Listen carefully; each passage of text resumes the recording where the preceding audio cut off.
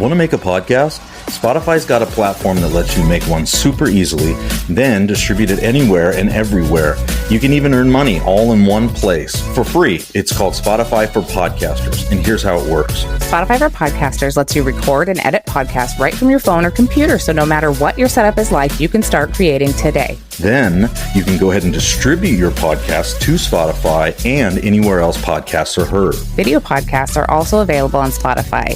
And when you want to take the conversation with your fans to the next level, Q&A polls are the best way to get them talking. With Spotify for Podcasters, you can earn money in a variety of ways, including ads and podcast subscriptions. And best of all, it's totally free with no catch. We've been using Spotify for Podcasters, and we highly recommend you give it a try. Download Spotify for Podcasters app or go to www.spotify.com/podcasters and get started.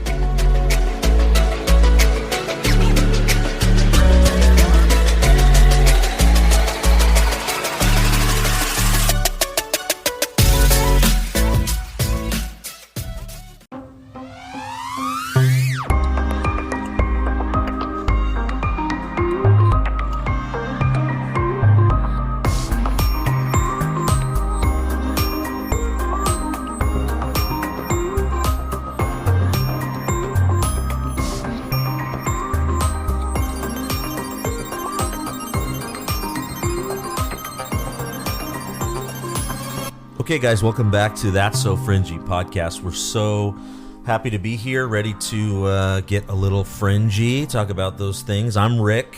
I'm Kristen. And I'm Bethany. And we're back to talk about who are they? The question that we posed to you guys last week, we started talking about things like the Watchers, the Nephilim, Genesis 6, all of those things. But before we jump back in both feet, we're going to just mention that our socials, we're on Instagram. Don't forget, we also are rocking Telegram these days. Yeah. Heck yeah.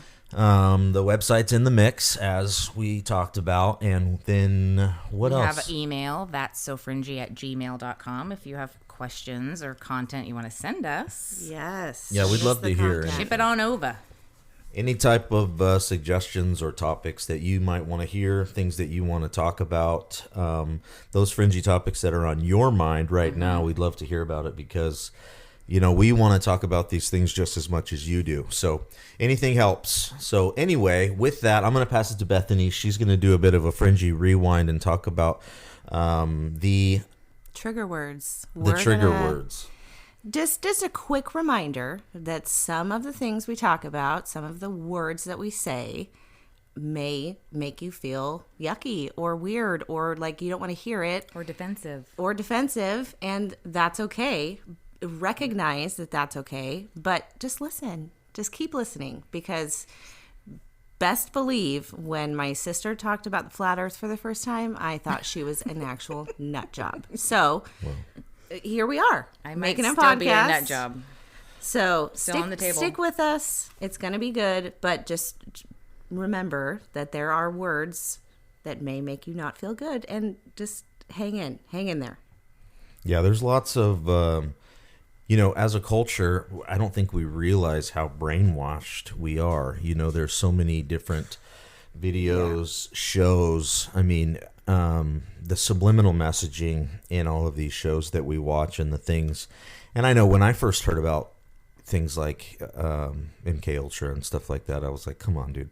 The CIA is really brainwashing me and manipulating me. But the more that I get into this stuff, the more I realize that, yeah, that's exactly what they're doing, and they're doing it on purpose, and they're doing it with an agenda in mind. And we're going to talk a little bit about that agenda tonight. So we just wanted to do that reminder about that. And so now we know that's trigger words, and they may come up, and you may hear something.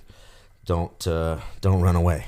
We want you here with us. So, okay. So last week, remember we talked about who are they. Part 1 being the heavenly realm, the spiritual realm, who are the players, what did they do, that kind of thing. And we promised you this week we would talk about who are they, part 2. So we're going to get into the human beings that are running the earth, that are pulling all the strings. Because if you think that your government and your local entities are controlling things, then you're wrong. Whew. So Yeah. we're going to blow some curtains up here. Yeah, so before we get into the who, when it comes to recent or modern days, let's go back a little bit, back to Genesis 11, and we're going to talk a little bit about the Tower of Babel, because if you're going to understand how we got where we are now, you have to understand what Babylon is. And Babylon is the area that the Tower of Babel was created, and this was created by a guy named Nimrod, and you might remember him in the Bible. And you know, some believe that Nimrod actually was trying to summon demons, and in fact, even allowed a demon to come inside him, or even several. And the main motivation for building this tower was Nimrod, and he was the king at that time. That he was doing everything that the Watchers were doing, and so you can tell he had some sort of a ulterior motive. And so we go back to the Tower of Babel, and we find that God confuses the languages as the consequence for what it is that they are doing, as we talked about last week. And then when he does that, he appoints these watchers over the nations.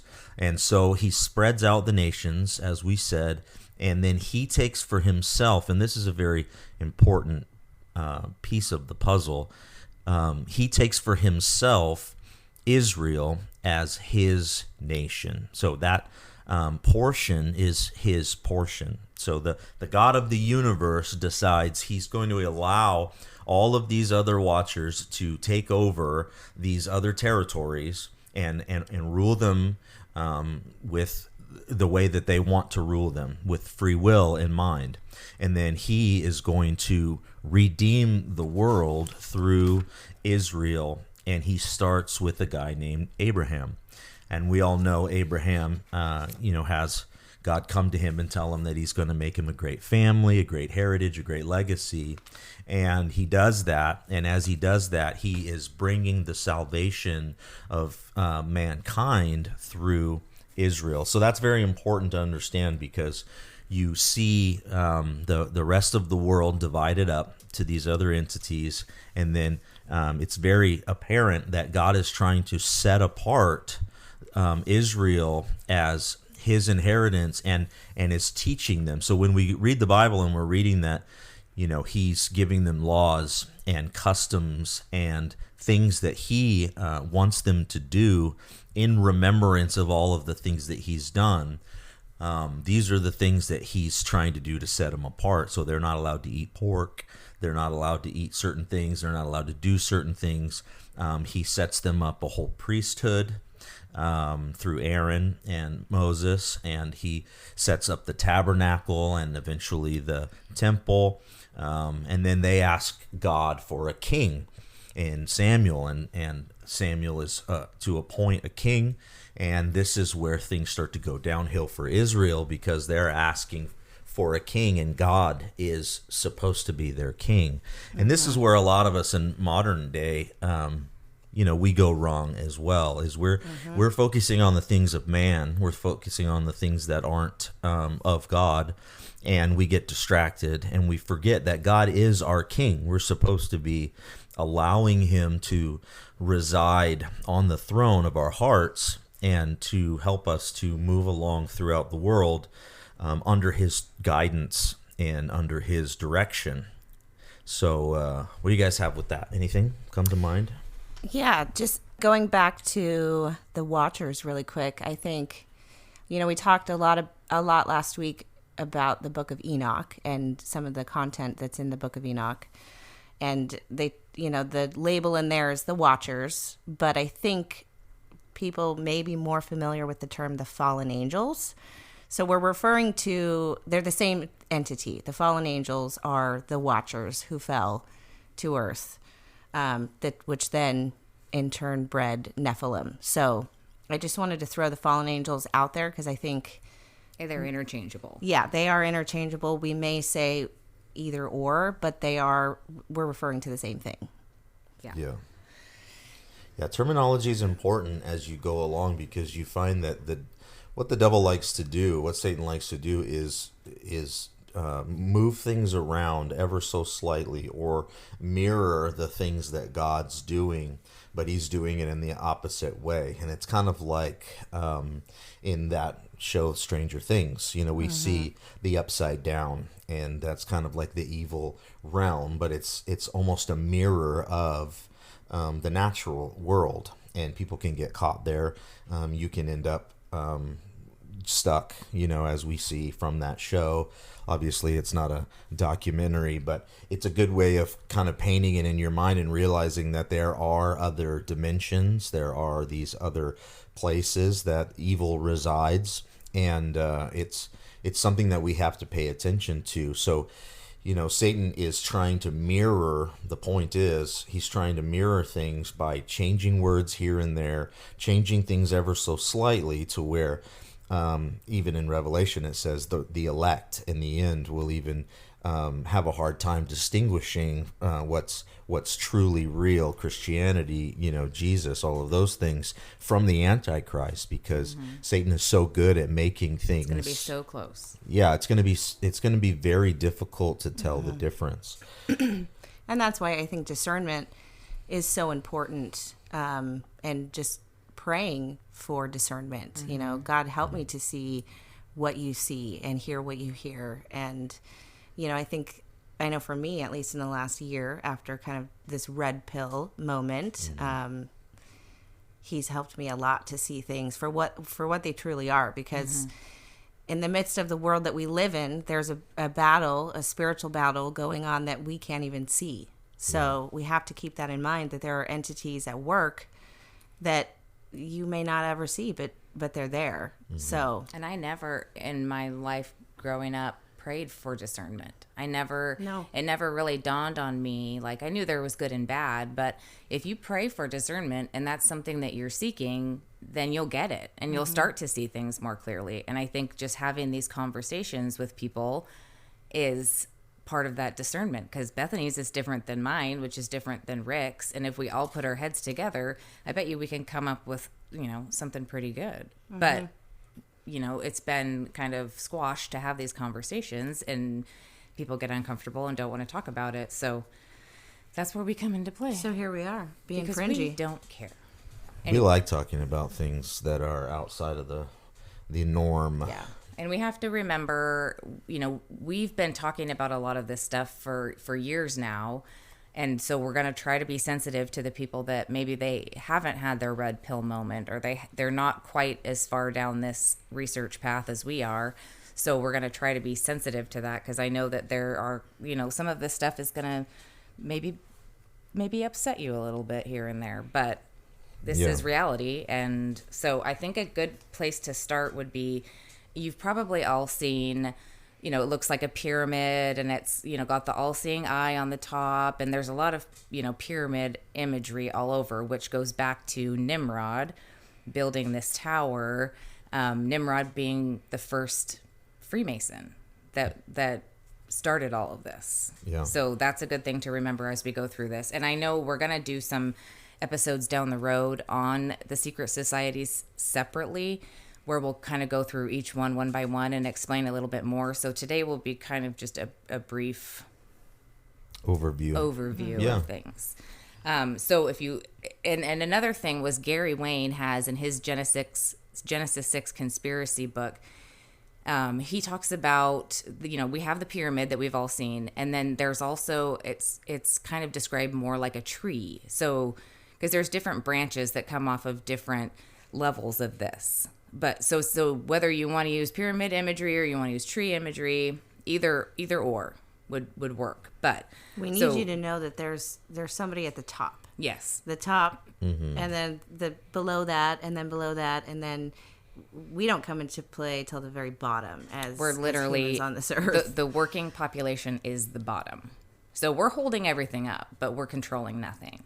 So if you look at pyramid style, at the very top, most of those pyramids that you see have the all-seeing eye on the top, which, what is the all-seeing eye? It comes back to it being Satan. So he's the one that really is in control of all of this stuff. He's the one turning heads, as they say.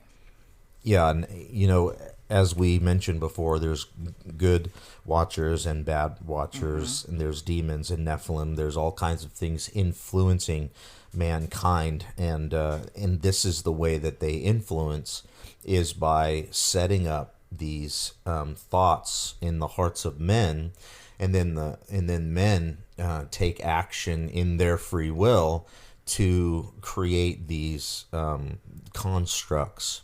And remember, we were talking about back last episode about the bloodlines and how the way to get to the heart of God is to get to the bloodline and mess with the bloodline. And so we have the Nephilim that come from that. But these bloodlines become very important, because now we have the controllers of our world, as we call them, and they at the top, it starts with Satan, but right below that we have these 13 satanic, as they call them, bloodlines. Now, we're getting a lot of this information from a lot of different places, and what you have to realize is that secret societies are just that. They're secret, and it's very difficult to find information on them because of that secrecy. It's put in to the very essence of who they are and what they're about.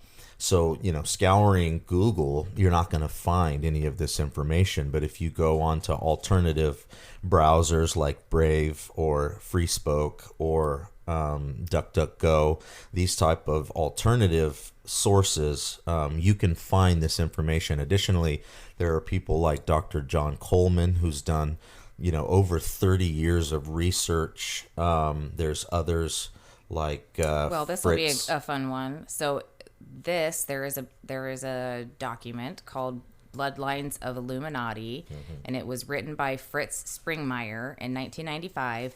And this document you can find on the CIA website. Yeah, we put that in the show notes. Yeah, we'll put all this stuff down at the bottom so that you can look, because it really does break down like each family, kind of where they came from, what, kind of each family's, everybody's got a story, right? And we don't have time to go through all of those. Maybe on later episodes, we'll see. But let's just name off the 13 bloodlines so you have a name to connect to all of this. So one of them is the Astor family, which previously they can also be known as the Romanov family. Then we've got the Bundy family, which is also can be known as the Bruce family. Then we've got the Collins family, which was previously the Habsburg family. We've got the DuPont family, which was previously the De Marici family. De Marici, yeah. And then we've got the Freeman family, which was the Hanover family. So these names are kind of interchangeable because they go by both. But the second name I'm giving you is kind of like the older, what they were more known for in the older texts. And now that we go forward, so some of these names are probably going to jump out, like DuPont. The next one would be Kennedy, which was the Cavendish family. And then you've got the Lee family, which was the Krupp family. This one might ring a bell, the Onassis family, which was the Plantagenets family. I'm going to save these two for the end. The Russell family, which was also the Sinclair family. The VanDuyn family, which was the Warburgs. And then the Merovingian, which was the Windsor family. And then there's two families on this list that have always gone by the same name, which would be Rockefeller and Rothschild. I'm sure that those are going to ring a bell for people. So if you go to that CIA website and go to that document, it really breaks out the families really well. So it's worth a read. It's long, but it's worth a read for sure. It's interesting that you say the Rothschild family on there, because I read a quote from the Rothschilds that they do claim to be the direct descendants of Nimrod. Well, that seems interesting. So going all the way back to Babylon. Yes. Yep. Here's another fun quote from Nathan Meyer Rothschild. The quote says, "I care not what puppet is placed on the throne of England to rule the empire. The man who controls Britain's money supply controls the British Empire, and I control the British money supply." So that should tell you something right there, that they are just a step down from Satan. They are carrying out the work. Right, because as we a know huge family. we know there's going to be a battle in the end, right? And we know that Satan is probably building his army. So why not build from these bloodlines? What do you need to have a war? Money, and that's what these people have. And they control the money. As they said, if we control the money supply, we control what's happening. Yeah, and a lot of people might be thinking right now, like, okay, you have these 13 bloodlines that are controlling the world, but it seems like a pretty incredible statement to make. How are they doing it? You know, and I think that harkens right back to what you were just saying. The incredible amount of wealth that these families control is almost innumerable. I mean, there are speculations of, you know, the amounts of money that these families have. But, I mean, we're talking about people that they don't see price tags. It doesn't matter to them what things cost. These are the type of people that'll lose millions of dollars in bad investments just to make it look like they've lost a lot of money so that they can switch it around and go and buy back all of those stocks and end up owning the world. You know, they're willing to lose, and they're willing to play the long game. That's the thing that people need to realize, is these secret societies are not messing around. They've been doing this for a very, very long time, and they're really good at hiding in the shadows. And that money gives them that anonymity and the ability to do that, to hide. Yep. So let's move on down. So below the 13 families, if you're looking at the kind of the pyramid or the tree, either way, is going to be, they call it the Council of 33, which is the 33 highest ranked Freemasons in the world. So Freemasons have a lot of money, obviously, and we also know that they come directly from Nimrod. He was back in that time, being able to build something with stone was a big deal. Like, you were very prestigious. So these Masons realized that if they're building the world, literally brick by brick, they are important. So that was a big deal back then. Now we hear Freemasons and we think, oh, they are the guys with the goofy hats that, you know, buy toys for kids at Christmas, or, you know, they, and all of this stuff with these secret societies, we should preface with, not all Freemasons are bad. No. Right. That's not at all what we're saying. There is a certain level, and here's an analogy. So I take two people. I take this one guy into a room and I say, okay, in order to be in our club, you have to go murder this guy. And then I go take the other guy into another room and I say, okay, to be in our club, you have to go murder this guy. And the one guy goes, well, I'm not going to do that. I'm not going to murder somebody. And they go, okay, great, you passed the test, you're in the club. And then they go to the next room, and that guy says, sure, who do you need me to murder? And they go, awesome, you passed the test, you're in the club. So there's different levels of being part of these societies, and they're not all bad. But when you get up to this Council of 33, they're bad. They're the ones that are up there with the money, kind of calling the shots. Right. So in Freemasonry, there's ranks. So you start out as a number one, and then you have to actually take tests, exams, and oaths. Different oaths, and go through different rituals. The first one being where they blindfold you and do a weird little ceremony. But as you go up in the ranks, 33 is kind of like the top dog.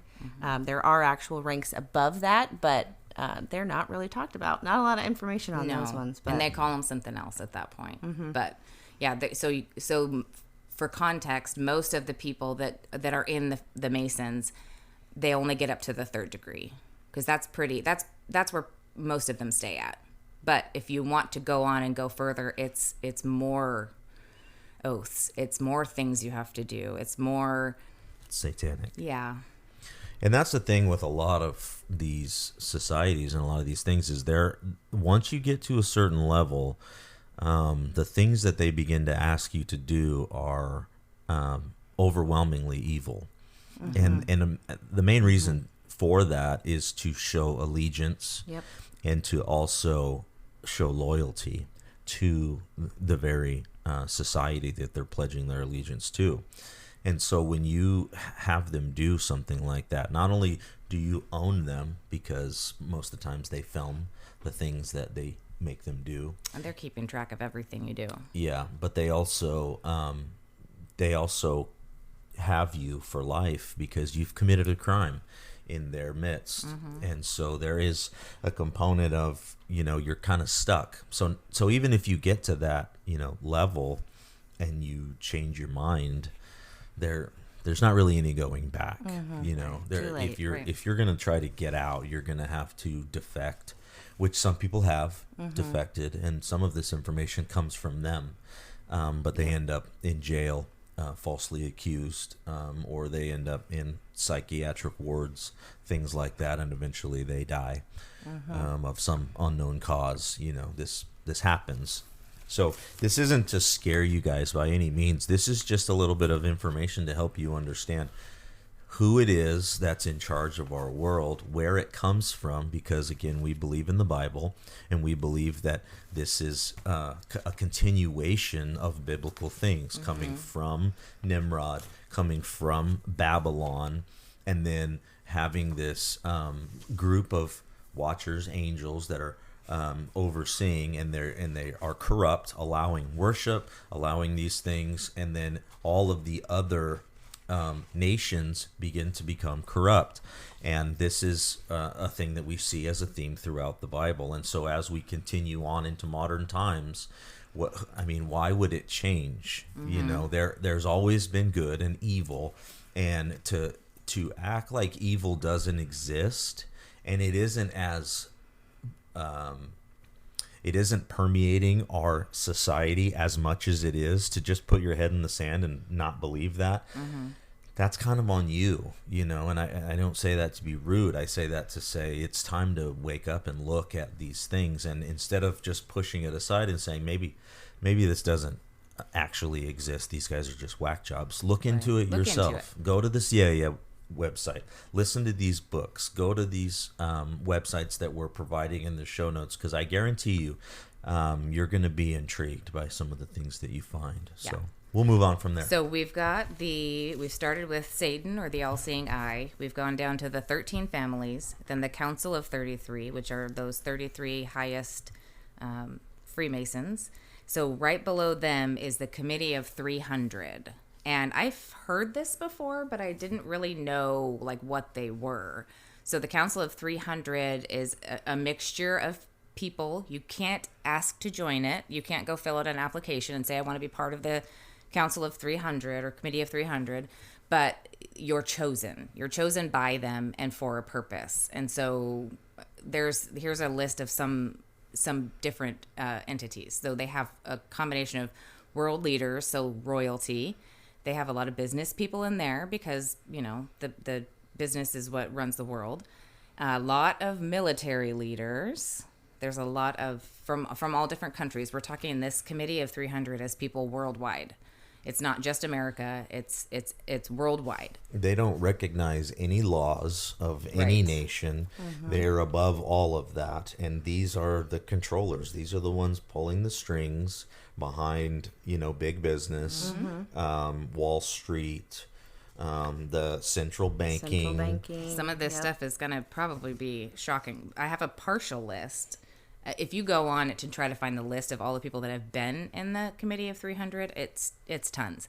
And honestly, a lot of the names you won't even recognize because they're players behind the scenes that you wouldn't even know. But we have a partial list. We've got Queen Elizabeth II, Bill Gates, Abdullah II, which is the King of Jordan, Roman Abramovich, which was the Russian oligarch, and his net worth is just a measly $12 billion. So not a big deal. Albert Toot, who is the King of Belgium, Andrew, the Duke of York. So there's a lot of mixture of, business and royalty, because that's kind of what runs the world. We've also got Warren Buffett, Tony Blair, Michael Bloomberg, Brzezinski, who is the head of the Trilateral Commission, which I think we'll talk about a little bit later. Yeah. So that's just kind of a partial brief list of some of the people that have been on this committee. Now, this committee also changes. It's kind of revolving. So as somebody dies or somebody stops doing what they're supposed to be doing and they get kicked off the committee, but before they actually ask you, hey, do you want to be in the committee of 300, you better believe that they have 100% vetted you. They've looked at everything you've ever looked at on the internet. They've talked and looked at all of the people that you know in your family, in your life. I mean, you think that the Secret Service can dig up stuff, you should see these guys. It's incredible. Well, and bloodlines have a big thing to do with it. And absolutely.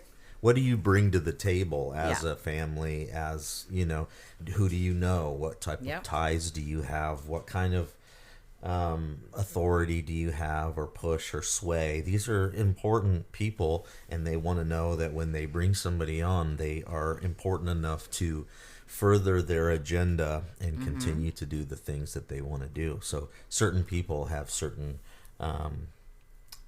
people want them a little bit more because of what they can do for you. Yeah. So there is this Dr. John Coleman who has he was in the Committee of 300, or worked with the Committee of 300. He was in the intelligence services. He was an MI6 intelligence guy, so he had very high security clearance. It sounds like he went over to Africa to do some kind of humanitarian work, and so he stumbled upon, quite by accident, a lot of this stuff of what the Committee of 300 was. So then he, from there, kind of defected from the whole program and started speaking, and this was back in 92. So he wrote a book, and this was published in 92, and I think he said it was at least 10 or 15 years worth of just research just to get to this point. So we're talking, this stuff was 70s and 80s probably. And in this book, they go over 21 stated goals of the Committee of 300. I'm not going to read all of them, but you guys tell me between then and now how much you think of this they've basically knocked off their list. We've accomplished this stuff. Okay, so we've got establish a one world government, new world order with a unified church and monetary system under their direction. So there's been some talk about the new world order, which Rick can probably go into better, but it's looming. And my understanding is America is kind of the last country with the freedom to not do this. Yeah, so what they want to do, because when we say to further their agenda, what we're talking about is a new world order. And we've actually heard certain people refer to these things. Obama has said it in a speech before. Bush Sr.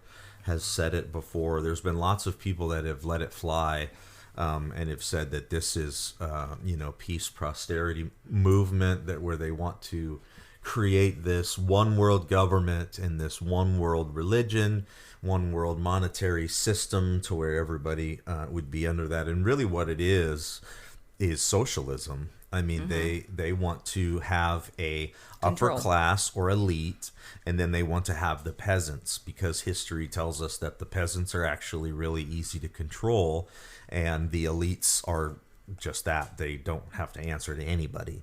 And so that's what they really want, is they want an elite class, which they have, and then they want a peasant class. And as Kristen was alluding to, the biggest problem with that is the middle class of America. And they never anticipated that this middle class would grow to what it is. And another big reason why America has really slowed down the movement is because of the gun ownership in America.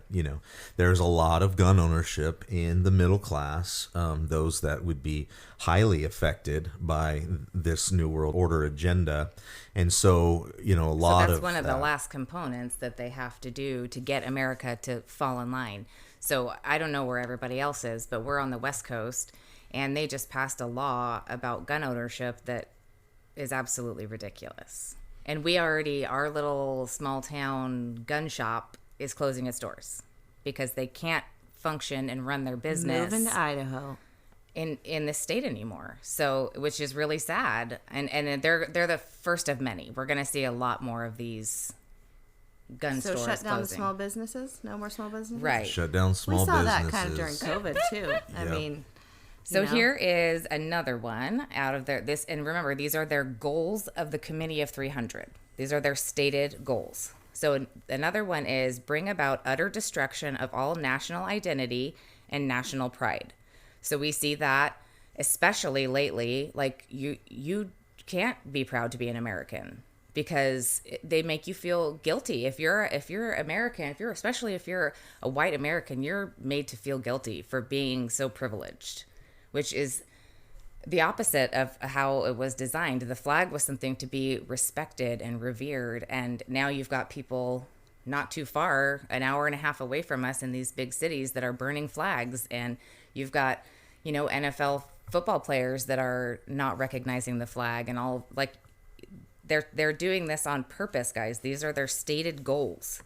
They want you to take away your pride in your country. Yeah. Well, and that leads to the New World Order. I mean, if you don't have any one nation that has any one or is better than any other or anything like that, you have this global socialism. That's exactly what they're going for. So, of course, that would be one of their stated goals. And then, so the next one that kind of brings us into that, which is engineer and bring about the destruction of religion. So that's the other part now where instead of us being one nation under God, we're one nation under whichever religion you want to do. Because they definitely don't want us all unified in one religion. They don't want us to all be doing that. They want us to be following what they're putting out. So they're confusing the religion. They're making it chaos out of the religion where, they have, the New Age movement, which is so close to Christianity, but it's just off enough to be a lie. Yeah, they try to throw everybody off because how do you get a one world religion when there's so many different denominations just of Christianity, and then you have all of these different religions? How do you get them all funneled into one place and getting everybody on board? Well, there's got to be some sort of a push to that, and it usually has to, pertain to love and acceptance and all of those things. And there are many paths to God, which if you've read your Bible, there's one path to God, and it's through Jesus Christ. And that's it. Period. End of story. But people don't want to hear that anymore. No. They're like, no. There's lots of ways to get to God. No, that's so there's not. fringy. No one gets to the Father but through me. I think the Bible's pretty clear on that one. All pretty right. specific. I'll take your word for it. So then the next one they've got is establish the ability to control each and every person through mind control. And this opens up a big can of worms. And later on down the road, we're going to do a series on some of the CIA projects because they have kind of run the experimental phase. But we kind of talked about MK Ultra, how if they can control our mind and give us those trigger words and give us all of that stuff, that's their agenda. So then they've got bring about the end to all industrialization and production of nuclear generated power in what they call a post-industrial zero-growth society, with the exceptions being computers and service industry. So they don't want society growing anymore. They actually, later on, you guys will be surprised by some of this stuff. But so the next one is encourage and eventually legalize the use of drugs, which, again, we're on the West Coast. Many of you probably know that they have decriminalized a lot of the drugs here, which is a sore subject for a lot of people. And there's people that on both sides of the fence that make a good argument. So we're not here to argue that part. Just know that it's part of their stated goals.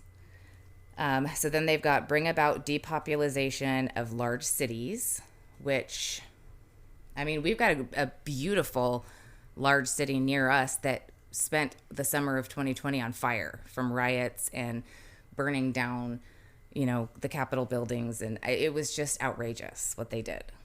Yeah. And, when you tear down the middle class, you have to destroy the family, the family unit. You have to figure out how to control population by things like abortion and all of those things. These things get put into place to keep the agenda going, which is depopulation. They want to depopulate. I don't know if you guys have heard of the Georgia Guidestones, But maybe put that in one of your search browsers and see if you can get that to come up, and just read what it is. No longer there, though. Where it was. It's true. And what it said. And then maybe we can talk about on another episode how interesting it is that it got struck Exploded. by lightning. Yes. Is the official That's narrative. the narrative. That's what I heard. That's what I heard. But it got exploded. So then we're going to go farther down here. This one is quite relevant. So this is their stated goals for the Committee of 300. Cause the death of 3 billion people by the year 2050. People they call useless eaters. Mm-hmm. So if you're not contributing to society, you're not making them money, essentially, you're useless. And they want to get rid of you. So, and there's a lot of ways that they do that, which I'm sure we'll go into on further episodes. But, viruses, pandemics, that kind of thing being part of it. What we're eating being part of it. What we're drinking being part of it. Yeah, I mean, if they control, and by they, you know who I'm talking about, because that's what these episodes are about. If they're controlling the water supply, they're controlling the food supply, as we'll see by some of these corporations. When we start listing those off, you'll hear some names that have been in the news for how they've treated their products, their animals. They've had lawsuits, multiple lawsuits. I mean, these people are evil, and there is an agenda. Right. And when you read the agenda and then you line it up with current events and things that are going on around you, you begin to see that, this is not so far outside of the realm of possibility. Like you can see some of these this going back to those 13 families. Remember, one of them we listed off was the DuPont family, and there's a documentary, I think it was on Netflix. It's not called the DuPont documentary, but if you search for it, you'll be able to find it.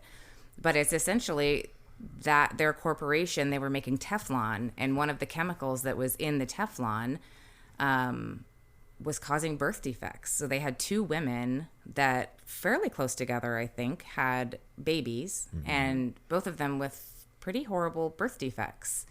And the lengths that these people, the DuPonts in this case, went to cover up what they were putting in the water in this town, it was horrific. So it was a very touching documentary, because then you're looking at it through the lens of the son of this woman who has these deformities, and then now he wants to have children, and these deformities can get passed on to his children. So just the fact that she was working with this chemical in this plant, the dominoes that happened from that. Sure. Yeah, so funny connection there. I found the name of the documentary, and it is fact called "The Devil We Know: How DuPont Poisoned the World with Teflon." So go watch it. It's interesting. Go watch it. Yeah. Because that goes back a long ways, the DuPont family. Okay, so back to the list.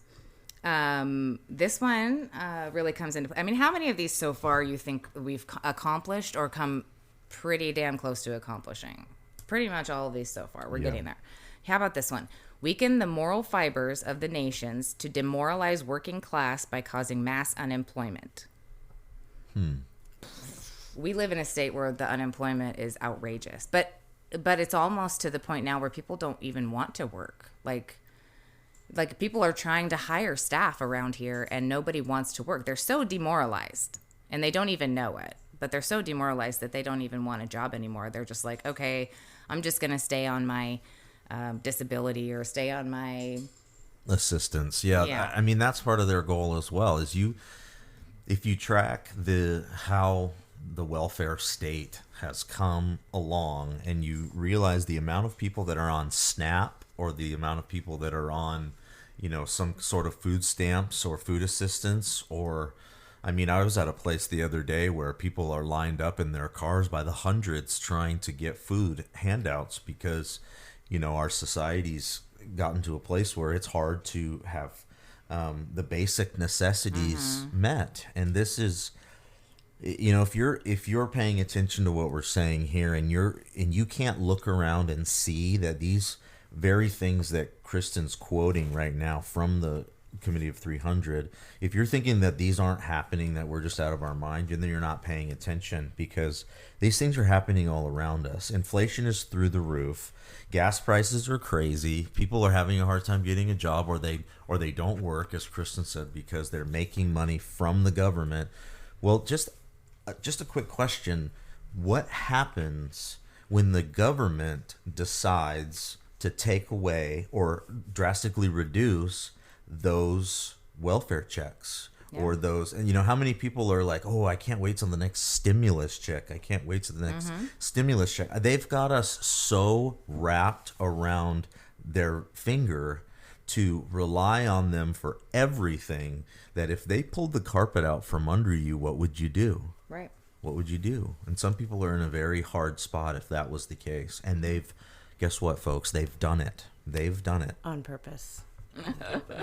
Okay, so let's browse through these a little bit faster. So we've got the next one on here that jumped out at me was keep people from everywhere from deciding their own destiny by means of one created crisis after another.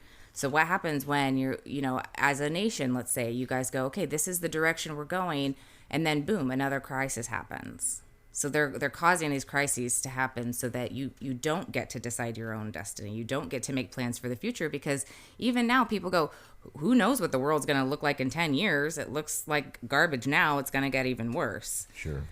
So then another one they've got is press for the spread of religious cults such as Muslim Brotherhood, Muslim foundations, and to carry out mind control experiments. So back in the, 40s, 50s, somewhere in there was this big push with all these cults coming out.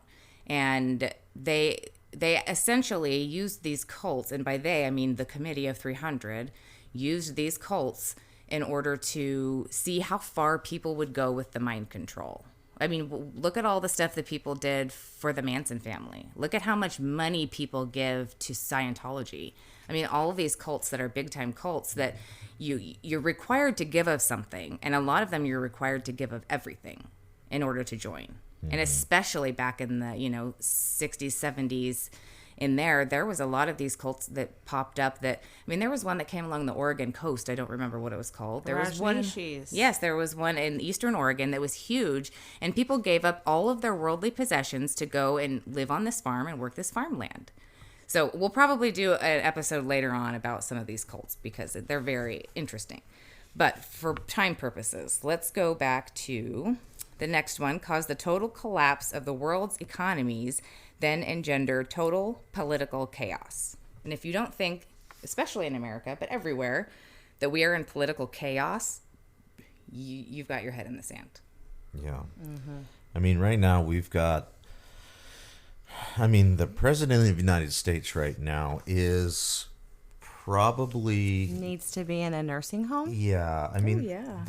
The sweet old man that they've got in the White House is... I'm just going to tell you, folks, he's not as sweet as you think he is. And we'll have an episode about old Joseph Robinette. Sleepy Joe. One of these days. But next subject. So those are some of the stated goals for that Committee of 300. So going back to our either Philemic tree or pyramid. Yeah, we're at the top still. Yeah, we're still we're still on the top. So we're going to go now. This is where looking at it as a tree kind of comes in handy, because off of that Committee of 300 is where you start to get a lot of these secret societies coming into play. So they're very high up, and they all have in the Committee of 300 like a representative. So we have the Rosicrucians, the Illuminati, the Masons, and then you've got like the Jesuits and previously the Knights Templar. There's a lot of these secret societies that are part of this Committee of 300. And black nobility. And we'll go into a lot of those on other episodes. But so the next part down is what they call the think tanks. So the think tanks are, let's go with the Trilateral Commission. Some of these are going to be familiar, some of them not, but you can certainly look them up. We've got the Council of Foreign Relations, the United Nations, the Bilderberg Group, Club of Rome, the Royal Institute of International Affairs, which is a very interesting group that I didn't know much about. I know, I didn't either.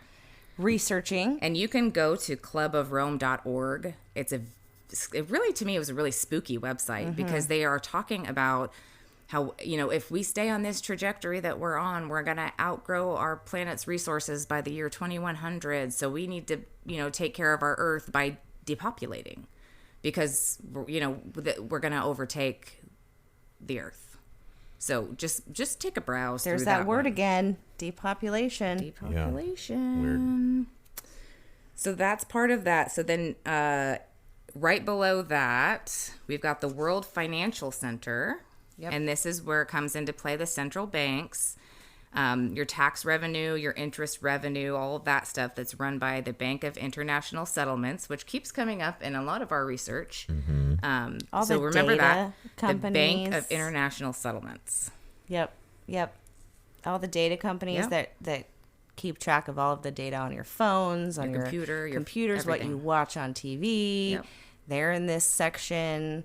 The World Bank, the International Monetary Fund. And these are all, businesses. They're groups of people that are running things. And I would implore you to go and look up these individually because it's very interesting looking at their websites. It's actually pretty spooky.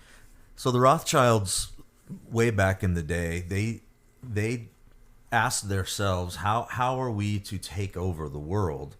And if you, as Nathan Rothschild was saying earlier in the quote that Kristen put forward, if you control the money supply, then you control everything. I mean, you can control the world by controlling the money supply, and that's exactly what they've done. I mean, if you know anything about finances, if you're an economist in any way, you know that these places are real places, and it's true that they are all central banks of all of these different countries. Every country has a central bank. Actually, America's central bank is the Federal Reserve. And for those of you that think that it's federal, you're wrong. And It's for those not of you that think a it's a government reserve, entity at all. you're also wrong. They don't actually have anything in reserve. What they do is print money. They push money into the economy, which creates chaos and inflation. And they also are a corporation, not a federal reserve, and it's run by the Rothschilds. Yep. All of the United States money system is owned by the Rothschilds. You can look that up. I promise you that what we're telling you is true.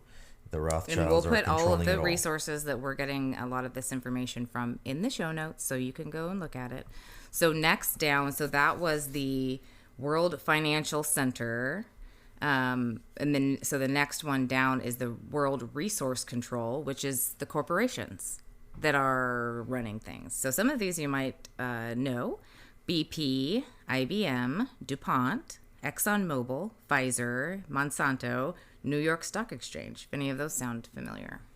And there's so many more. I mean, Oh yeah, there's tons there's more. so many businesses out there that are just, I mean, just to name a few: Apple, Google, Yep. all of Yep. these ones. They're Facebook, Meta, whatever you want to call it these days. I mean, just do me a favor. Go look up Facebook, Meta, and you will find that it actually started as a DARPA program, which is a Right. military program, and it was for mind control. Because if you take the entire society and you have them give you all of their personal information, then you can use that personal information against them. And they have back all of these companies, especially like Apple and Google and those type of things. They have backdoor access by the government, so the government can look into these programs whenever they want. So if you think that all your pictures on Snapchat aren't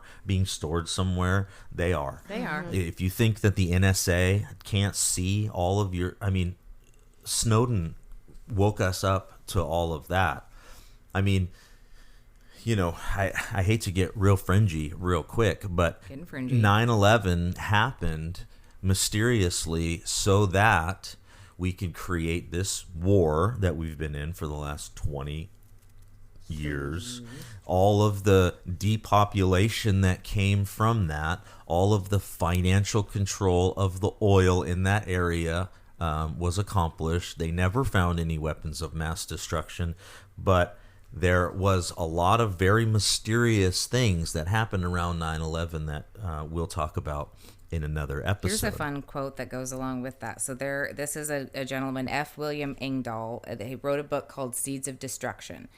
To quote, he says, "The U.S. and the U.K. government's relentless backing for the global spread of genetically modified seeds was, in fact, the implementation of a decades-long policy of the Rockefeller Foundation since the 1930s when it funded Nazi eugenics research, i.e. mass-scale population reduction and control of darker-skinned races by an Anglo-Saxon white elite. As some of these circles saw it, war as a means of population reduction was costly and not that effective." So, Interesting. think of that in the Rockefeller Foundation. Do some research. They funded both sides of these most of these wars. Yep. So they gave money to both sides because they were trying to population control. And then they realized, hey, this isn't the most efficient way to do it. So let's do it this other way, by food, by water, by medicine, by all the stuff that they're introducing to us that is not in our best interest. Yeah, and remember, if we go back to the last episode, it was the Watchers that brought pharmakia, which is the pharmaceutical industry. It was the Watchers that brought that forbidden knowledge because God provided everything on this earth that we needed for medication. I mean, we have shamans all over the world that can tell you exactly which plant to use for your exact illness, and God has healing plants all over the world as long as you know that. But when you start taking those plants with this Watcher technology and you start mixing them up and you start putting certain plants with certain things, start adding other things to it, taking things away from it, then you get into a slippery slope of, well, where did heroin come from? You know, and you start getting into synthetics, Yes. all of the things that are unnatural that go into your body. I mean, synthetics are not what we should be putting in our bodies to help us heal from these things. We should be going to God, God's creation, and also going to God in prayer for those things. But they've got us locked down. Yep. Knocked down, infiltrated everywhere. Yep. And we're seeing it now. I think a good example right now is the school system, the education system, and how it's really gotten bad. Yeah. All of the stuff that they're trying to push on the kids, and Yep. And it's almost like kids? the parents aren't allowed to say Parent. anything about it. Yeah. They're not allowed to parent. They're not. Yeah. I mean, you've got people. This lady in Virginia actually found some books that were in their library, and they were very sexual in nature and very graphic, but it was homosexual in nature In an as elementary well. And it was, library. yes, in an elementary library right there for all the kids to, borrow the book, take it home. And I'm talking graphic illustrations of things that these children shouldn't be seeing. And when that mother took it to the school board, they weren't allowing her to talk. They weren't allowing her to interject any of her own opinions. I mean, parents can't be parents anymore. With the schools want you to just send them there and shut up. Don't worry, we'll feed them. We'll Yeah. take care of them. You don't even have to worry about them all day. and it's free. And it's Yeah, all free. don't worry about free it. breakfast, free We'll lunch. take care of it. Love it. Yeah. Okay, so if we're still going back to this whole pyramid tree thing. So we get down further. Now it starts to branch out a little bit more, and we've got world population control, and that's the next area. So that is kind of the world religions, and that's the government, the intelligence community, which includes military, courts, prisons, and then you've got schools. So that was a good segue, and media. So all of that stuff is kind of how they're going to control the world population. So, and some of those are Viacom, Disney, stuff that you wouldn't really think, but they're doing it. Yeah, I mean, media is a huge mind thing. control. If you think about, how do I know the things that I know about the world? Because I can't travel to Brazil and Right. see the things that are happening on the ground. So I rely on the news to bring me that information. Or I watch TV, I watch all of these movies and things. Or you have an app on your phone that's the news app, and you just flip through all the news stories, and in a 10-minute time span, you know what's going on in the slums of Argentina. Yeah. In my opinion, we need to shrink our focus down to what we can see and touch and feel. You need to worry about your neighbor. You don't need to worry about what's happening with the cats in Southern Africa. Like that's okay. Let the Southern Africans deal with what's happening with the cats. Come on. And I'm not saying don't Save have the a heart cats. for these things, because I love cats. I have 3 of them. But what I'm saying is with the internet, we have a global concern, and we've lost our community concern. We've lost our concern for the people that are right here, that we can touch, that we can impact, that we can help. Yeah. Like that's the stuff that we need to worry about, because for me personally, I know there's nothing that I can do for some of these horrible diseases that they have over in Africa, as much as I would love to. But I know that there's things I can do here as a nurse. There's people I can help here, right now, right here. So we just have to shrink our focus a little bit instead of being outraged by things happening in the rest of the world, in my opinion. Well, there are people But that I'm are pretty helping. crass. I don't have... There are people that are helping in those areas, like, Right.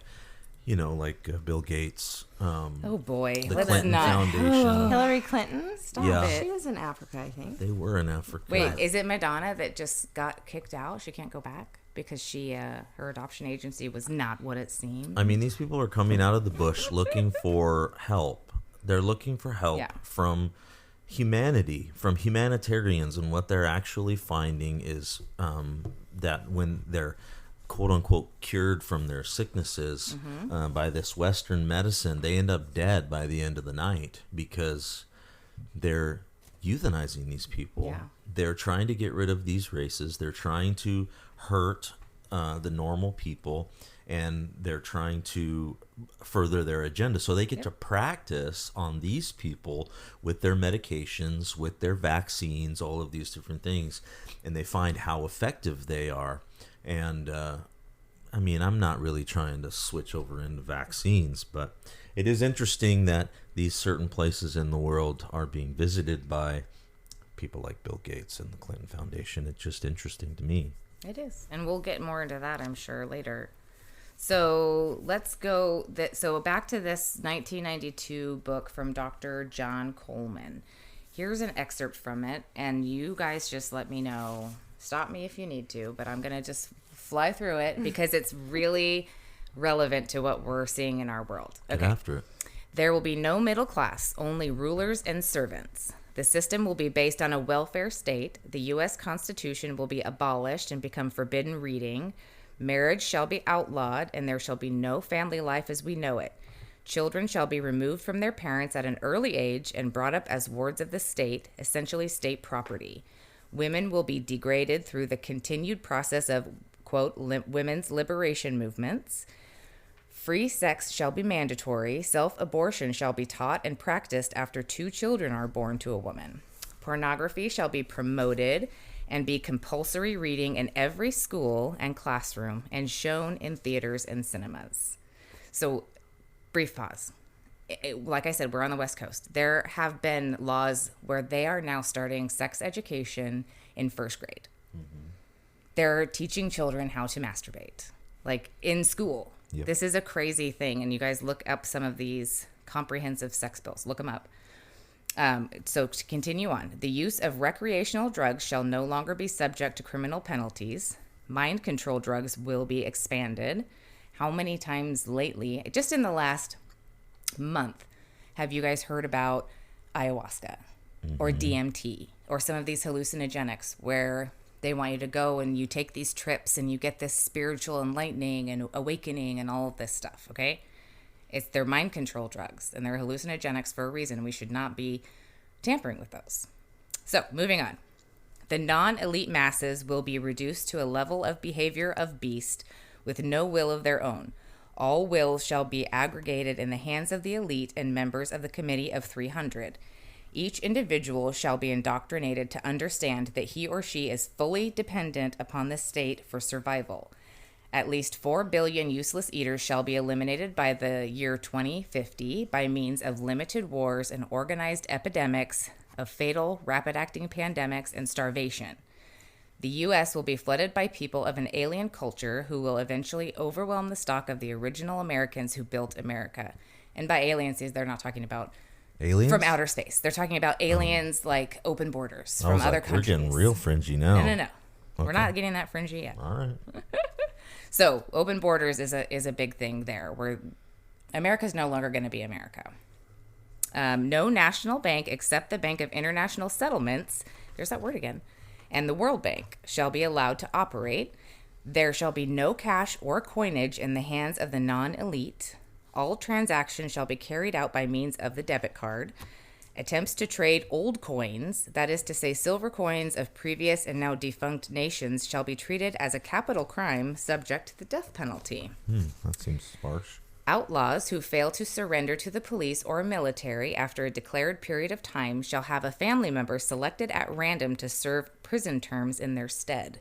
So, if you do something naughty, it might not even be you that's punished. It might be your granny. Yeah. Might be Granny Mabel. I don't know. Wow. You don't know who it's going to be. Selected at random. Let's see. Wars of attrition shall take place before the takeover of the one world government and shall be engineered on every continent where large groups of people with ethnic and religious differences reside. Ethnic and religious differences shall be magnified and exacerbated. Violent conflict as a means of, quote, settling differences shall be encouraged and fostered. Does that sound like America? Sounds like it to me. A little bit? A little bit of where we've headed in the last 20, 30 years? Yeah. I agree. That sounds pretty familiar.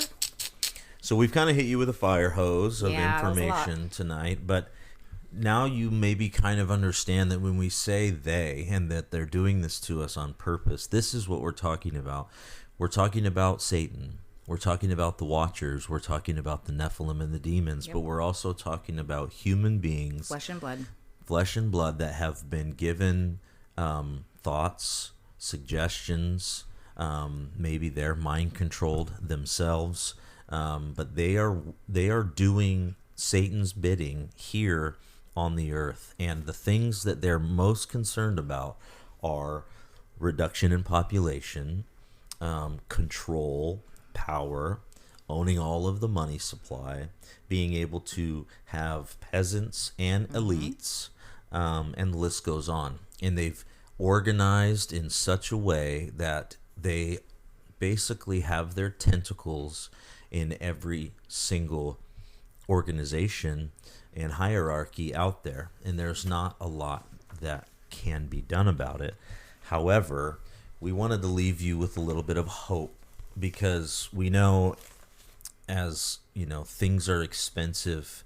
You're trying to afford food for your family. Maybe you're the one that's in line trying to get food. Maybe you are living on food stamps. Maybe you have children that are hungry and need things. Maybe you're dealing with all kinds of health problems and issues, and you're trying to think, how are we going to afford this? How are we going to afford that? Our medication is so expensive, and oh, guess what? It's also killing you.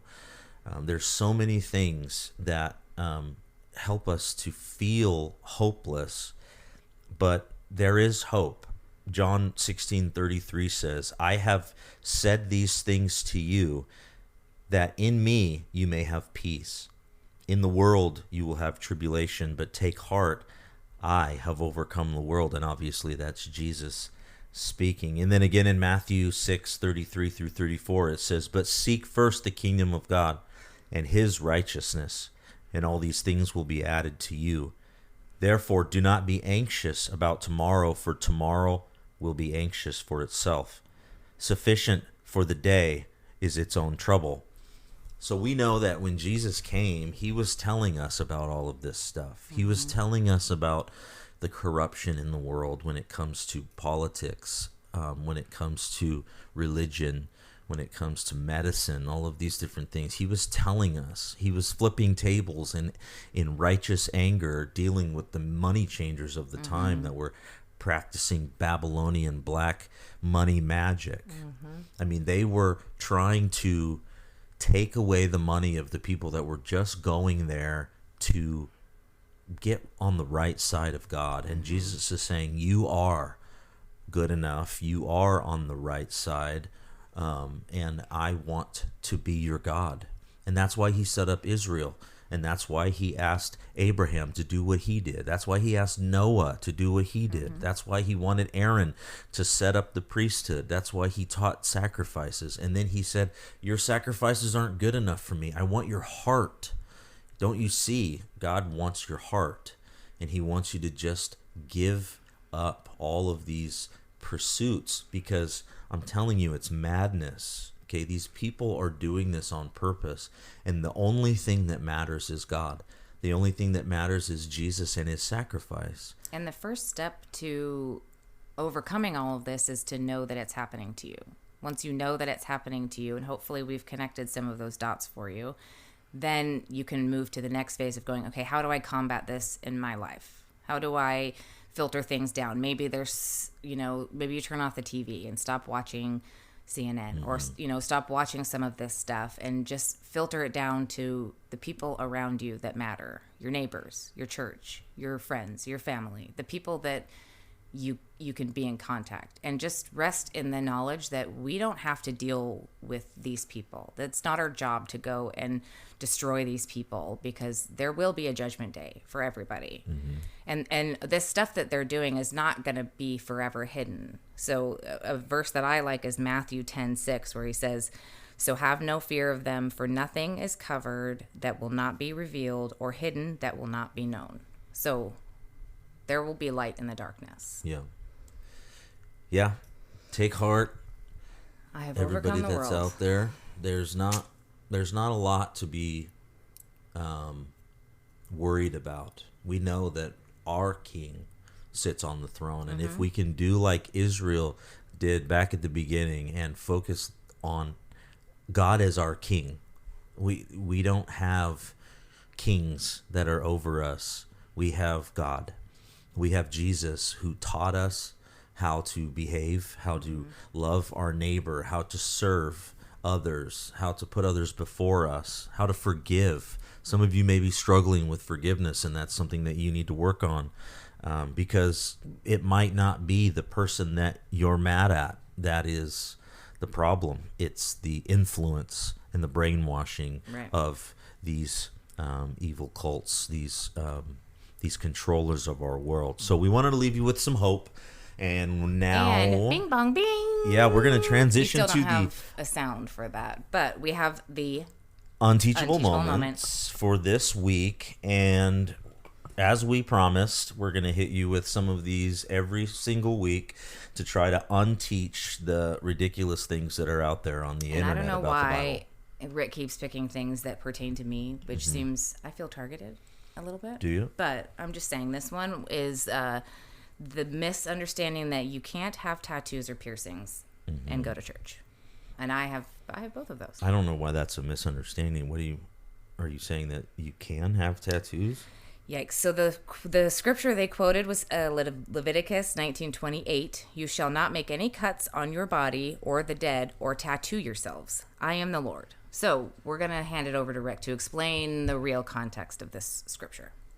So obviously there in the text it says do not tattoo yourselves. The unfortunate piece is that's not what the original language is saying, and that's not what it's talking about. It's not talking about tattoos.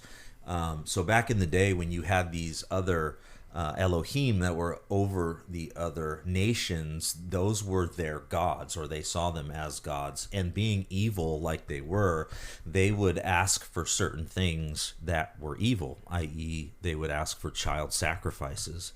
They would ask that you would cut, brand, or mark yourself as a designation of your allegiance and who you were, and who you stood for, and what God you were representing. And these markings meant something back then. It wasn't just a tattoo of my child's footprint. It was like these were satanic markings. Yeah. So to unteach what they're saying here on the internet, it's Leviticus 19:28 is not talking about getting tattoos, although in my estimation, if I was going to say, which take it or leave it, make sure that the tattoos that you are getting are representing the right things. Right, Because right. obviously that is an important teaching from God, is that the things that you're putting on your body, which is the temple, don't forget, They do matter. They do matter. And so if you're going to put things on there, make sure that it's not satanic. Maybe you should look into the things that you're putting on your body. And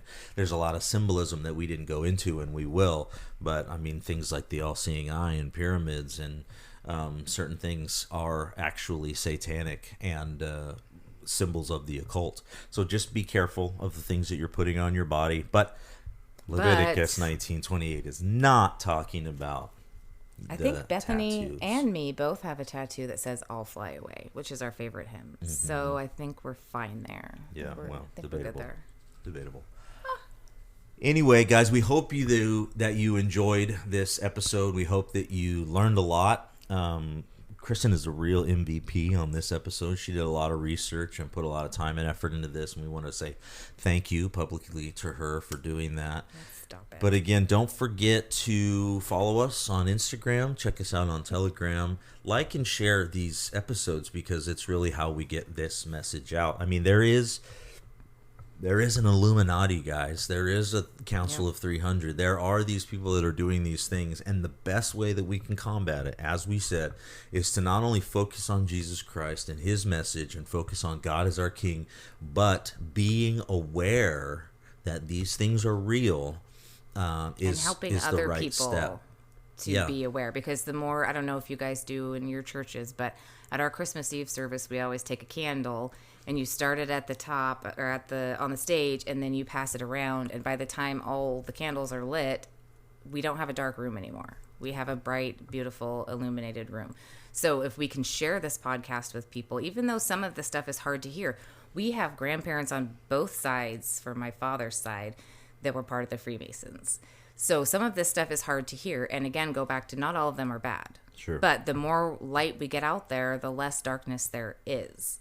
And then also remind people that we are on Apple Podcasts and on Spotify, but we're also on Anchor, Google, Amazon, Audible, Overcast, Castbox, Stitcher, and Pandora. So there's really no excuse to not pass us on. Pretty much anywhere that a podcast can be found, that's where we are. So again, thanks for tuning in. We appreciate all of you and your commitment to take the time to listen to these ridiculous things that we have to say.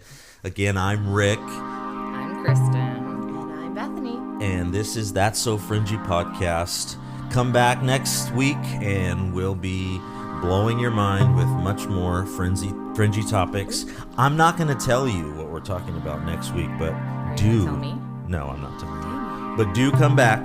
We will see you on the next one. Thanks, guys. Bye. Bye.